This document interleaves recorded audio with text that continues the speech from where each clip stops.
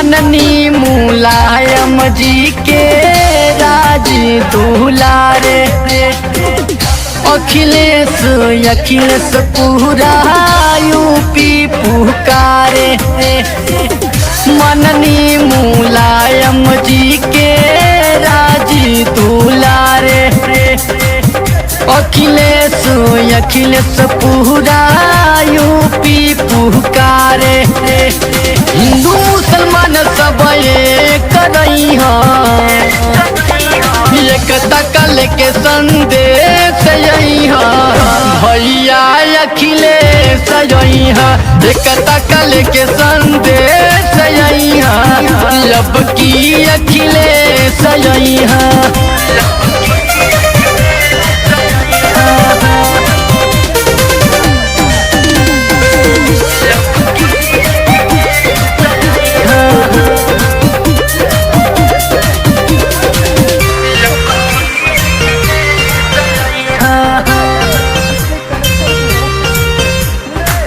जनता अब पछतात बाड़े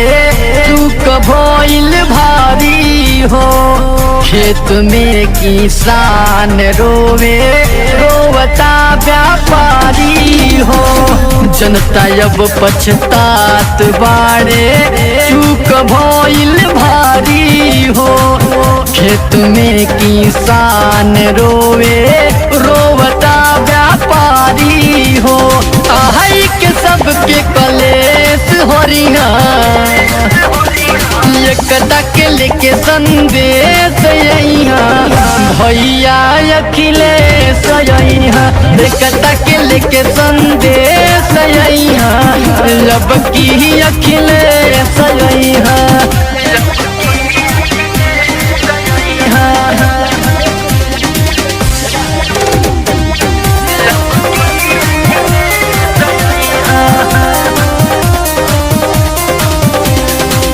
लेपुटाप कन्या विद्या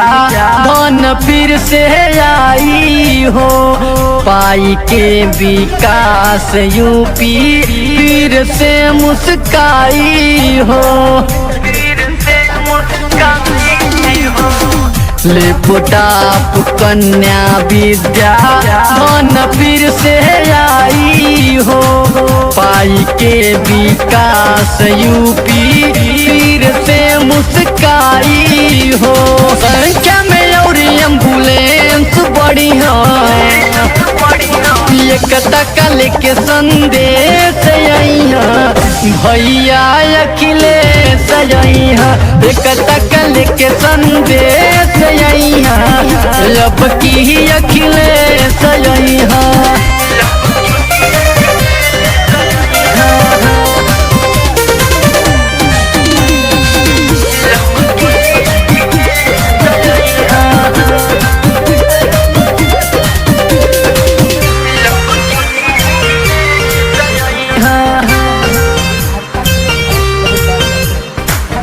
लखनऊ आगरा एक्सप्रेस